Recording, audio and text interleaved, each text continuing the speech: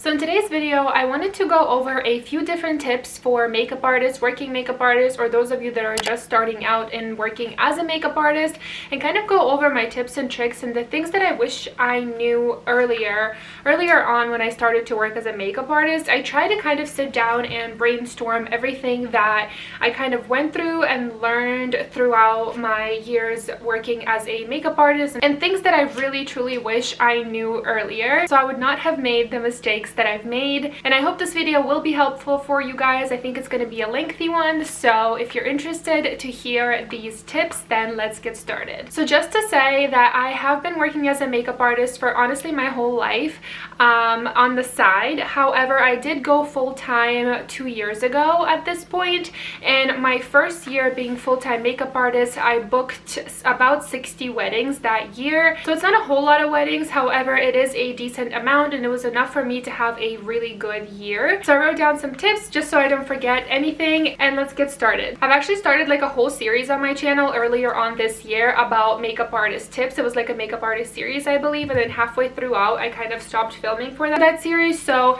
I wanted to, in this video, to kind of almost incorporate everything that I've mentioned in those videos. However, I did have like some of those videos to be very specific, so I'll link that playlist or some of those videos down in the description box below if you're interested. So one of the first tips I have, if you're a working makeup artist, it doesn't matter how many years you've been working as a makeup artist, in my opinion, you should always be practicing no matter what.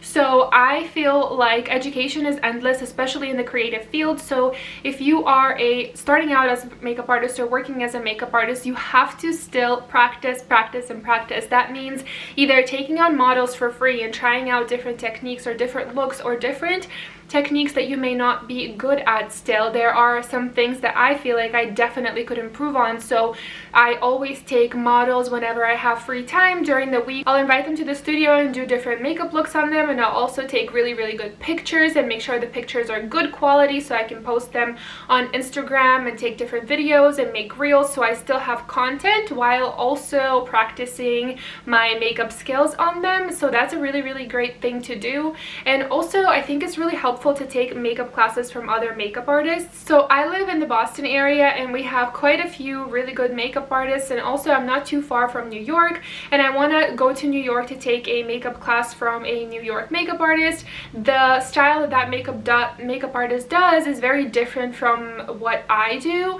In New York, I feel like they do more so very glam makeup and just a lot heavier than what I do. So just out of curiosity and to pick up on any new techniques or anything like that, I do want to go to New York to take a class from them, just because I think it will be very beneficial. And then same with Boston, we have really great makeup artists, and I would want to take a course from them also, just to again pick up on any different techniques that they may do that I don't do. It's just really helpful to get a lot of different feedback and a lot of different techniques from different people to see how they do makeup, so that way you can improve and change some of the things that you may possibly be doing, or just to discover something new.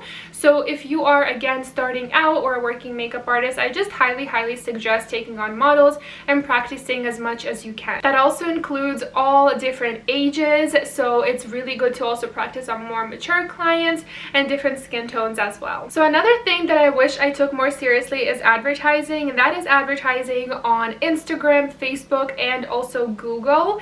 If you guys don't have a website just yet, I highly recommend you do a website for yourself. I'm not super tech savvy, however I do try to teach myself because I know the importance of it.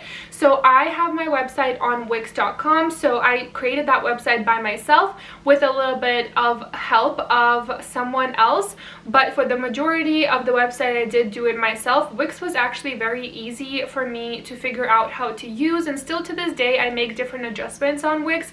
And also whatever I couldn't figure out, I would honestly just YouTube it or like Google it, and all of the answers for the most part were right there. I also like Wix a lot because you can do email advertising through there. So whenever a potential client will visit your website, they're going to fill out an inquiry form, put in their email information, their name, and send you their inquiry, and it will just go straight to your email. That is how I get new potential clients that I work with, and it's really really helpful because then you actually accumulate a whole email database that you can then use to advertise through email campaigns and email marketing. It sounds complicated if it's not something you've ever done or kind of dealt with before, but I promise you it's super easy. Like Wix makes it so easy. It's right on the dashboard when you log in, and you can easily send out different emails to your clients. So if you have like a few hundred emails that you've accumulated, let's say you decide to do a makeup class yourself one day, you can literally send out an email to all of the people that have ever submitted their email to you. So they'll receive that in their email, and think about how beneficial that can be for you. Same with Instagram and Facebook. Of course, we all know posting on there is super important, but you can also do different promotions. Okay, hi Boom. You can also do different promotions on Instagram, and you can also do different promotions on Instagram, and you know how you can click on promote a post? Well, you can promote your posts on Instagram, and that will also give a little bit more eyes to your Instagram page or website or message you or whatever it is that you choose. But I would just highly suggest researching that a little bit more. Maybe watch some YouTube tutorials just so you do it correctly and get the most out of it. Another way of getting yourself out there and trying to get more potential clients is joining a lot of different Facebook groups in your area and in your town, like wedding and bridal groups, because there are quite a few of them actually. If you go to search different groups on Facebook, you will find most likely some kind of wedding or bridal Facebook group in your town. That way when you join, you can join as like a vendor and a makeup artist, and you can make a little post and put your information to your Instagram or your website and post some photos, so that way if anyone is interested, they can reach out to you to potentially book you. And vice versa, you may see brides also posting on there saying that they're looking for a makeup artist or a hairstylist or a photographer or whatever it may be. You can always comment and leave your information. To be honest with you, when I first started, that is how I got majority of my clients and my brides. It was through Facebook. I got so many clients through Facebook when I was first starting, now that I think about it, but it's definitely a very specific clientele. But now that I've raised my prices, I'm actually noticing that Facebook clientele, it's a different clientele that no longer wants to book me because of my pricing, and that is okay. But that is another really great tool, and you can see if that will work for you. Another tip I have, I'm so big on this and I cannot stress it enough, you guys. You have to, as a makeup artist and a hairstylist, learn how to take good photos.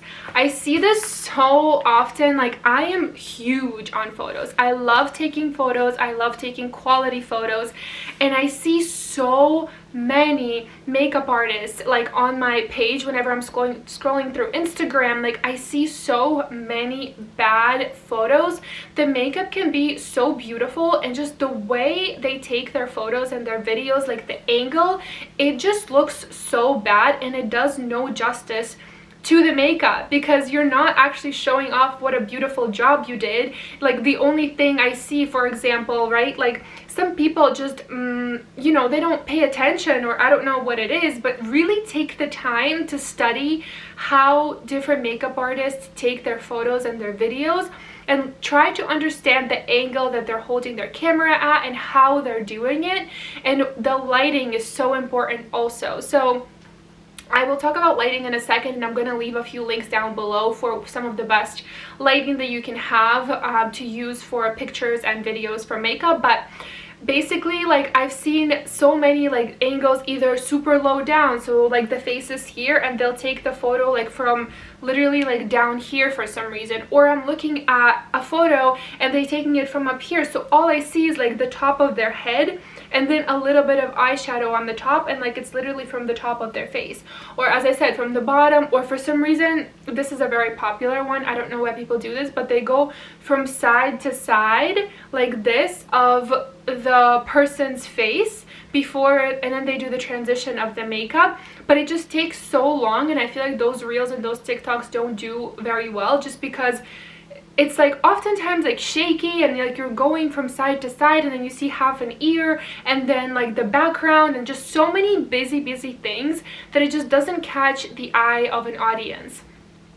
So my biggest tip when it comes to that is just take the time to research how to take good photos and good videos, because it is such a crucial part to advertising yourself and proposing yourself to your potential clients and growing your social media. You guys know how important it is when you see a good photo or a good video, you just want to click like, you want to watch it, you want to look at it because it is pleasing to the eye and it looks so beautiful. Natural lighting is great. You can totally be in front of a window and take a beautiful photo of your bride or whoever, your client, whatever it is, but also you don't always have access to that. In those cases, I carry a little portable video light. You can get this on Amazon. I believe it's like $60. I will leave the link down below. It's a very, very powerful light, and it's better than a ring light in my opinion, just because it smooths out the skin a little bit more because you don't have that harsh circle. It also has warm and cool tone settings, and it also has different colors. It has like a rainbow of every single color you could possibly imagine. So whenever I am doing more of like a creative look, or I just want to try something different, I have a little technique that I use, that I will use 2 video lights, one normal clean light in front of the face of the model, and then towards the background I will put a different video light, and I will put like the color purple or like blue or something else, and that way we have a nice makeup, but then the background is like a different color. I will actually insert a video or a photo in this video right now so you guys can see kind of what I'm talking about. It's just a different creative way of, again, taking photos and taking videos and making it look super nice and professional. I feel like I rambled on forever, and then in my studio I have just a tall video light in case I need like extra lighting or anything like that. But again, videos and lighting is so important, and just watch the difference that happens, you guys, when you start posting quality content. Another huge tip I have for you guys is collaborating with those who are also in your field. So it can be hairstylists and photographers. I think those are one of the best people to collab with and build a relationship with, because you guys are in the same industry, you're in the same field, and it's really great to make those connections, because at the end of the day you can recommend each other to your clients. And oftentimes I get brides that are asking for a hairstylist, so that way it's nice to have different contacts that you can send, you know, the hairstylists that you work with and vice versa, so that way you just get more clients and work together. Also, it's really helpful because you can then take on models together, so you can do like a mock bridal photo shoot or whatever it is you're in the mood for. A hairstylist that I often work with, we actually love doing creative things like this, not necessarily even bridal shoots, although we do those too, but we will just take a model in general and I'll do like more of like creative makeup. I'll just also insert some photos here, and she'll do the hair that she's been dying to try or to perfect, or like a new hairstyle she wants to try. So she'll do that and I will do the exact same thing, and just practice. It always helps a lot to have models in, because you're able to just relax, take your time, and just really focus on doing a beautiful makeup or beautiful hair and get, again, some beautiful content. However, one thing I will recommend and say, so when you have a model coming in, have realistic expectations of how long the model will be with you, because oftentimes it takes a little while, like about 3 to 4 hours, because you have one person doing the hair and then the makeup and then you're taking photos, so it takes a little bit of time. And also the most important part that I wish I did sooner is have the model understand that you would like for them to mention you in their story. Either do a post or like a story is fine, and make sure they tag you. So that way, again, word of mouth will get around about you as the makeup artist, as the hairstylist, whatever it may be. And that way they're getting a free service of hair and makeup, but they're still going to tag you in their stories and just say, oh, I got my makeup done by so and so. So it's just nice to, again, get your name out there. And we definitely made the mistakes of getting models in, but then they would leave and that was it. So it's definitely just something that, you know, feels nice and that is helpful to just get your name out there a little bit more. And I think the last tip I have for you today is don't give out discounts. This is a huge one and a mistake I definitely made that now I think back and I definitely wish I knew this sooner rather than later. I have definitely learned over the past couple years is to keep my prices firm. Of course, every now and then you can make an exception. Like for example, I have a photographer friend, we're pretty close. I'll do her makeup and she'll take my photos. In those situations, I think it's totally okay. But when somebody asks you for a discount, I don't think it's A, appropriate, and B, you don't want clients like that. I've had people message me a couple times and say to me, oh, you're out of my budget, or oh, can I have a discount because I have this many girls or this many girls. Oh my god, my cat is literally gonna knock down my camera. And to me, that's just crazy because I would never do that. Like literally, I can't ever imagine messaging a vendor and being like, and seeing their price, and let's say I'm not comfortable with the price.